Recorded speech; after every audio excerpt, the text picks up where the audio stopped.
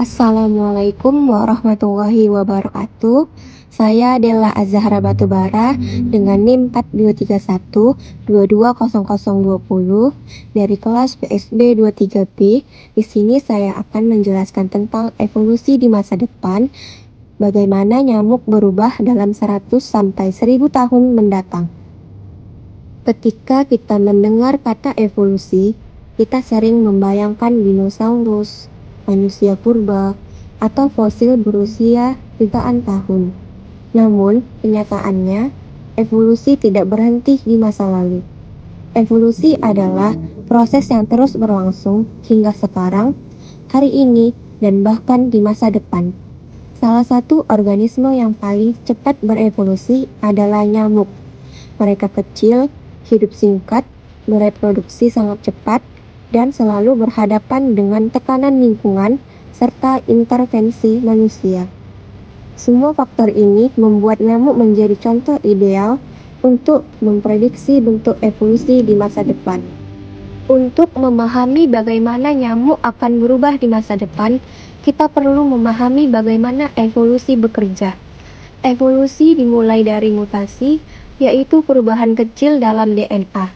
Tidak semua mutasi bermanfaat, tetapi beberapa di antaranya bisa memberikan keunggulan. Dari mutasi lahirlah variasi, yaitu perbedaan sifat di antara individu dalam suatu populasi. Ketika lingkungan berubah, hanya individu dengan sifat yang paling cocok yang memiliki peluang hidup lebih besar. Proses ini disebut dengan seleksi alam.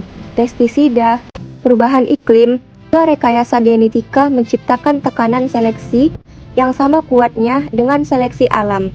Inilah yang membuat evolusi modern bisa terjadi lebih cepat dari sebelumnya. Nyamuk adalah organisme yang sangat responsif terhadap tekanan evolusi.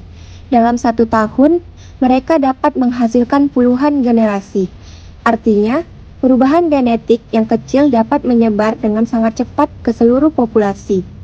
Banyak populasi nyamuk kini telah berevolusi menjadi resisten terhadap insektisida yang dulu sangat efektif. Perubahan iklim juga membuat nyamuk bermigrasi ke wilayah baru, bahkan ke daerah yang sebelumnya terlalu dingin.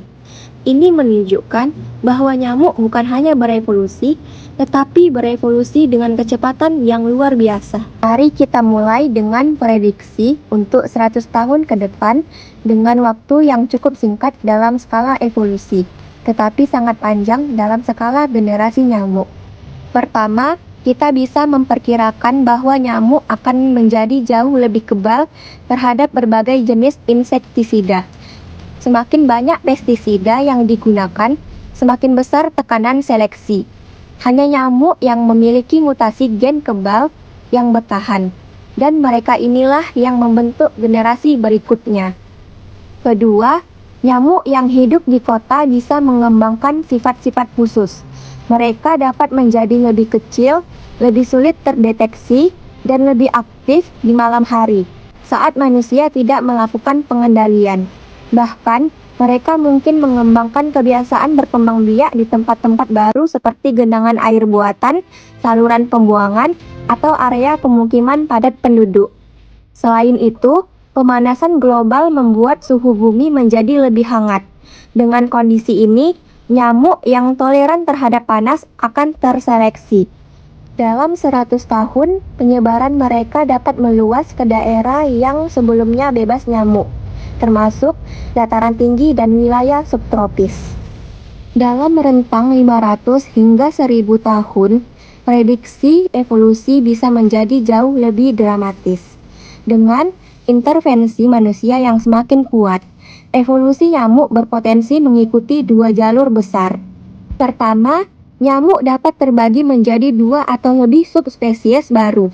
Satu subspesies dapat berevolusi khusus untuk hidup di kota, lebih kecil, lebih gesit, dan lebih mampu bertahan di lingkungan penuh polusi. Sementara itu, subspesies lain tetap hidup di alam liar dan mempertahankan perilaku serta ciri fisik yang lebih tradisional. Kedua, teknologi rekayasa genetika dapat mempercepat evolusi. Misalnya, Penggunaan teknologi gene drive dapat menyisipkan gen tertentu yang mengurangi kemampuan nyamuk berkembang biak.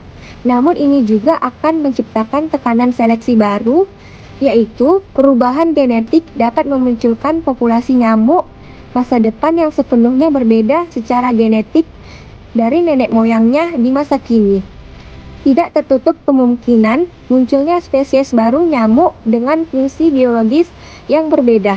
Misalnya, nyamuk yang tidak lagi bergantung pada darah manusia, atau nyamuk yang memiliki perubahan fisiologi ekstrim akibat adaptasi terhadap kota futuristik dan iklim panas global.